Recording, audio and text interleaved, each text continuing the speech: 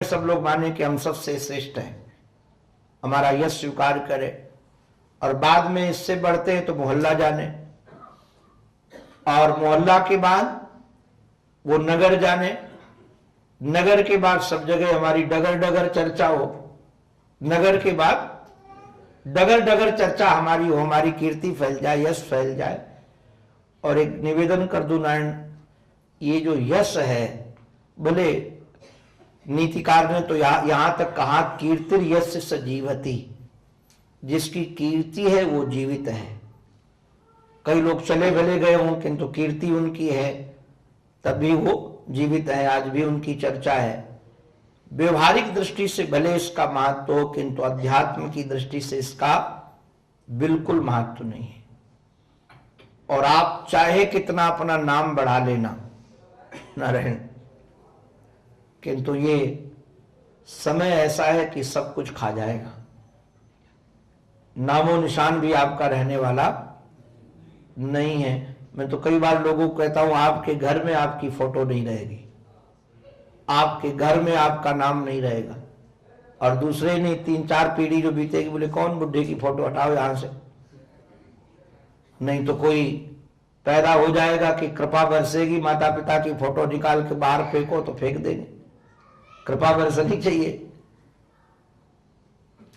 तो ये सब कुछ समय महाराज खा जाता है, इसलिए बहुत ज्यादा पुरुषार्थ इसलिए नहीं करना चाहिए कि हमारी कीर्ति हो, हमारा यश हो, हमको सब लोग जाने।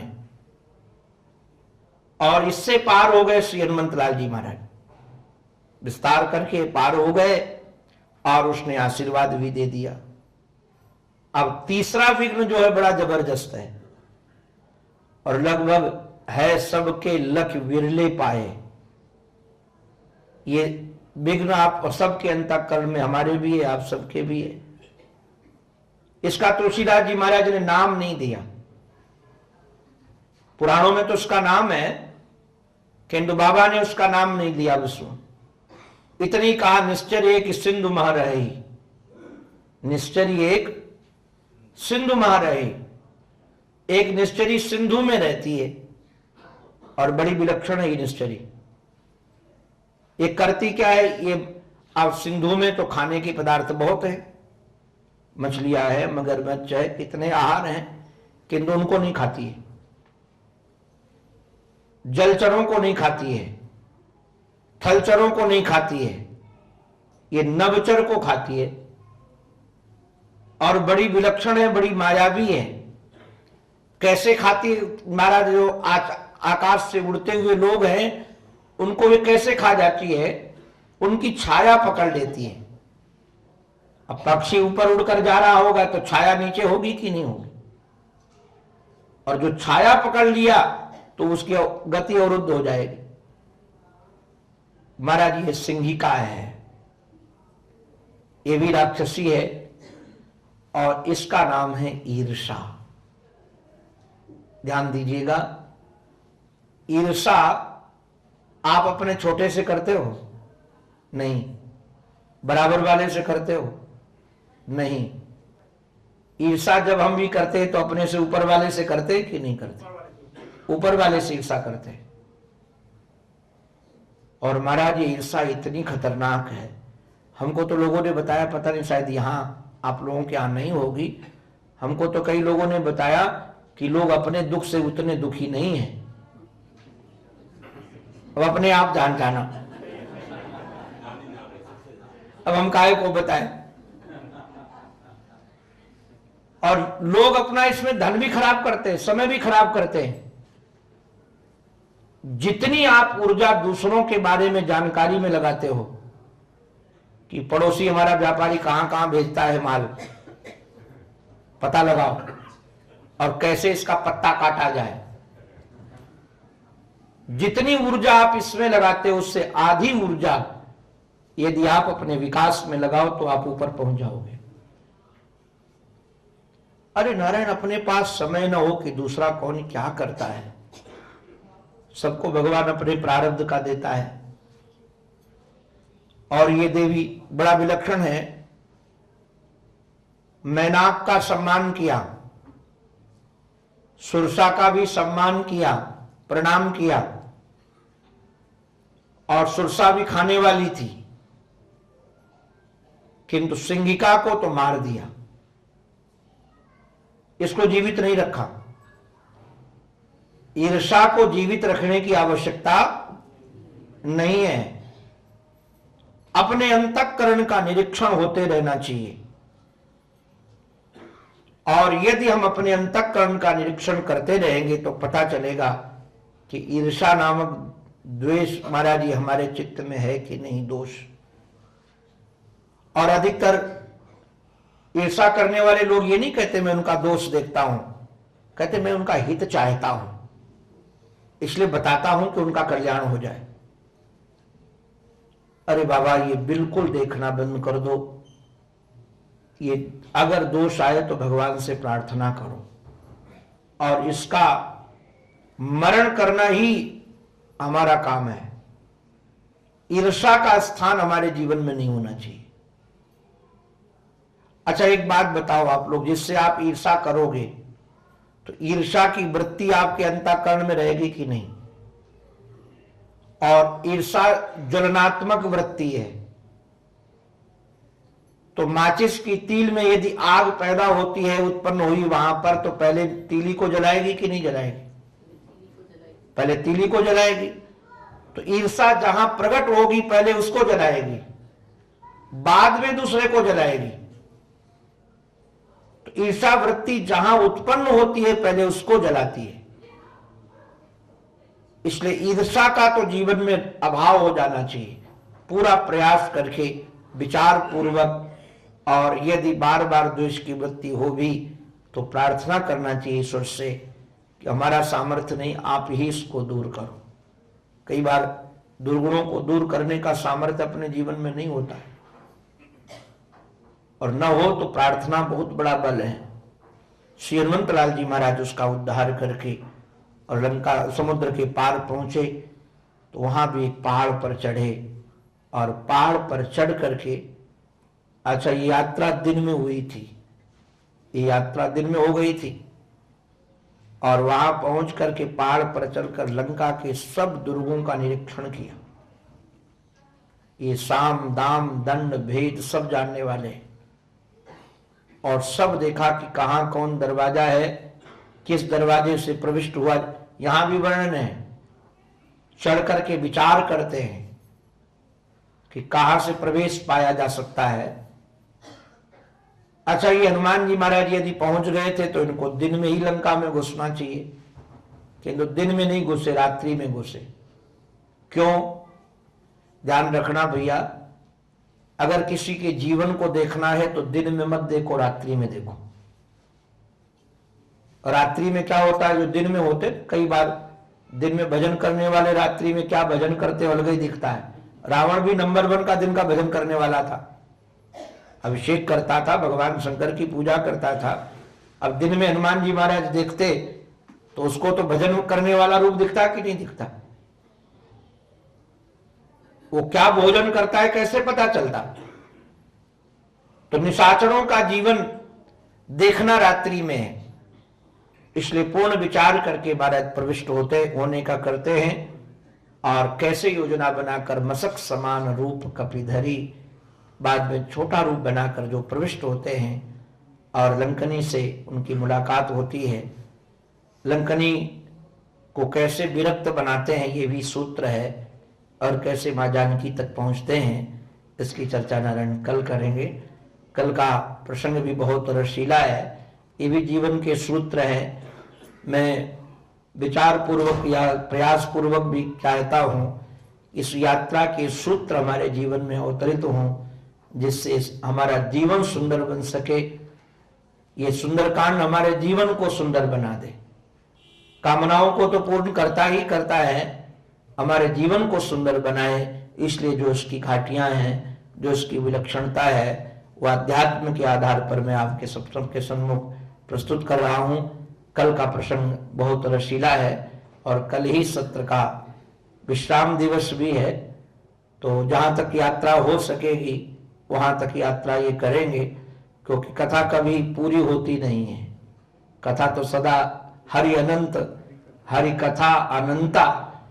और हमारा उद्देश्य भी नहीं होता कि कथा पूरी हो जाए, कथा से व्यथा मिट जाए ये जरूर होता है, कथा पूरी हो जाए ये प्रयास नहीं होता है। तो कल अवशेष जो भाग इसके सूत्र है उसका हम सब आनंद लेंगे।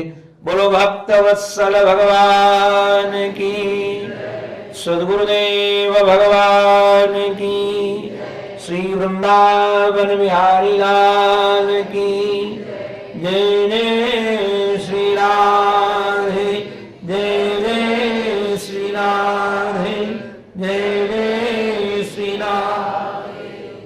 अभी 10 मिनट है, कोई पूछना हो तो पूछ लीजिए, कोई बात।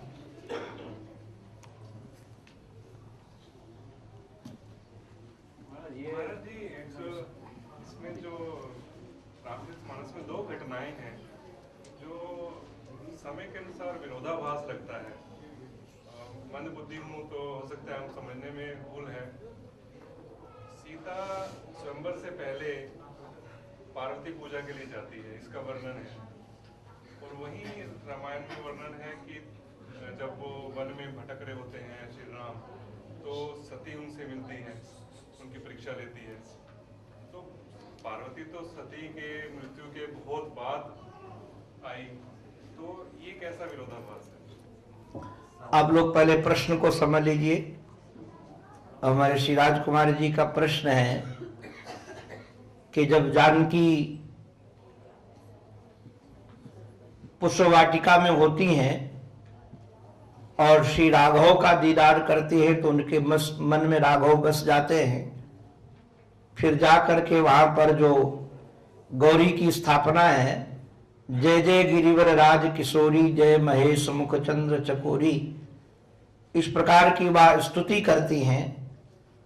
और इधर वर्णन ये है बालकांड में, इसका वर्णन बड़े विशद ढंग से कि जब भगवान शंकर कथा सुनने के लिए आए थे, एक बार त्रेता जुग माही, शंभु गए कुंभज ऋषि पाही, संग सती जग जननी भवानी, पूजे ऋषि अखिलेश्वर जानी। और कथा सुनने के बाद जब निकले तो उस समय राम जी वनवासी बन करके चित्रकूट के बाद अरण्यकांड में पहुंच गए थे और वहां से श्री वैदेही का अपहरण हो चुका था। तो ऐसा लगता है कि जान अपने श्री गौरा की जो पूजा हो रही है, वो तो गौरा तो बाद में आई, इसलिए कहते हैं शिव अनादि न पजाने, शिव अनादि हैं। एक बात जैसे आप लोग ध्यान देंगे, इसमें थोड़ा समझने लायक है। भगवान शंकर का जब विवाह होता है, उस समय विवाह में गणपति पूजा होती है। भगवान गणपति की पूजा की जाती है। तो भैया ये तो बड़ा विलक्षण लगता है कि अभी विवाह हुआ है, उसके पहले बेटे की पूजा, गणेश जी की पूजा हो रही है, बेटे की पूजा हो रही है। तो ध्यान देने लायक बात उसमें है कि गणपति एक पद है, जैसे राष्ट्रपति एक पद है, वैसे गणपति भी एक पद है, गणनायक गणपति। तो इसके पहले जो गणपति थे, जैसे राष्ट्रपति है, अब राष्ट्रपति कितने होते हैं भारत में, चलते जाते हैं। यहां तो बड़ी विलक्षणता है, राष्ट्रपति पद पर यदि कोई स्त्री भी बैठ जाएगी तो राष्ट्रपति नहीं होगी, वो क्या कहलाएगी? अब वैसे स्त्रीवाची तो राष्ट्रपत्नी होना चाहिए, किंतु पदत्व है, पद में जो बैठा है उस पद का नाम राष्ट्रपति है। ऐसे उस महाराज पद का नाम गणपति है। एक और दूसरी बात यह है कि ये लीलाएं चलती रहती हैं, इसलिए हमारे यहां कल्प भेद से वर्णन है, कल्प भेद से वर्णन है। क्योंकि अगर आप कल्प भेद स्वीकार नहीं करेंगे, जैसे मैं एक बात कह दूं कि प्रातः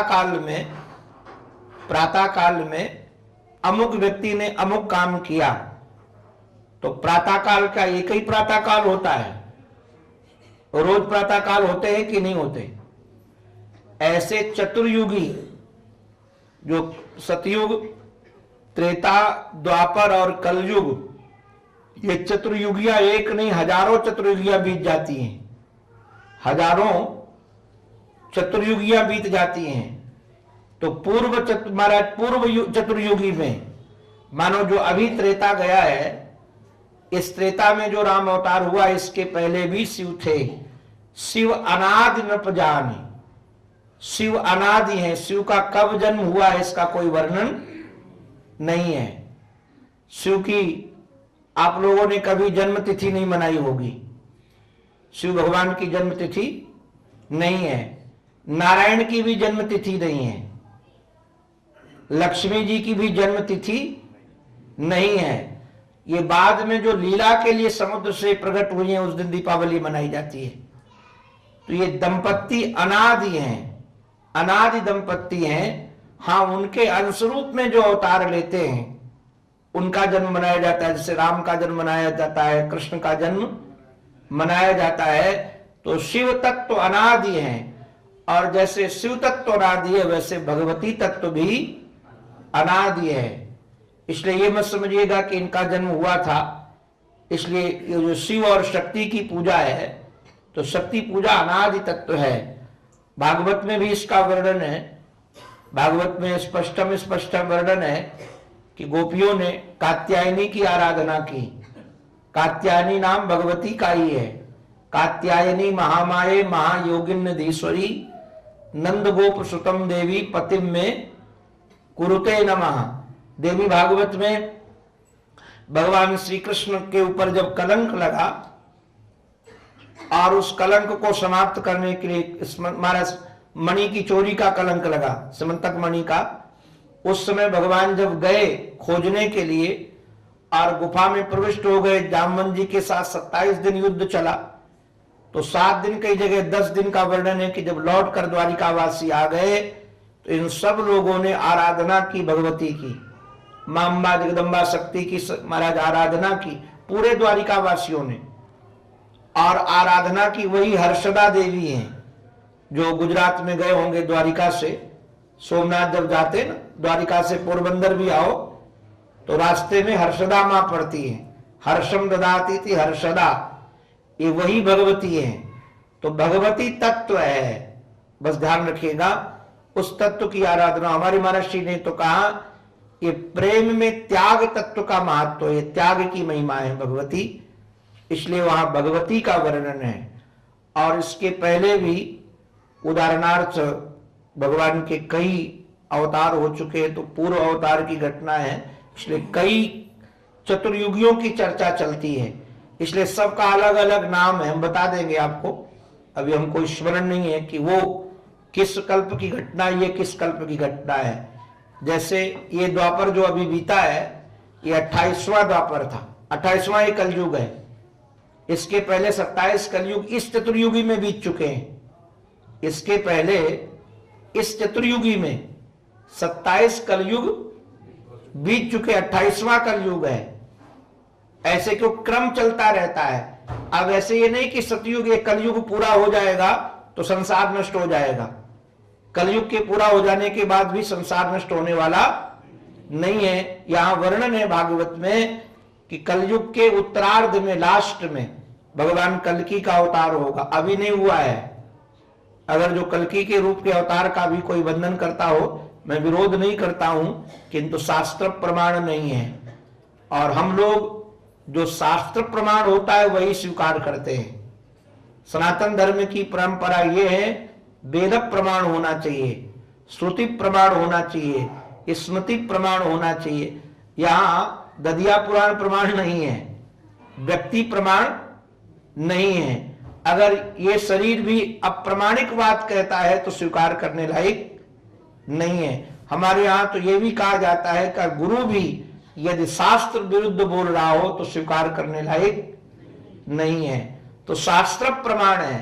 तो ये कलयुग जैसे 28वां कलयुग जब बीतेगा तो इसके बाद सृष्टि लय नहीं होगी। आप बिल्कुल घबराइएगा नहीं कि जो लोग बोलते हैं ना कि ये ग्लेशियर सब गल जाएंगे,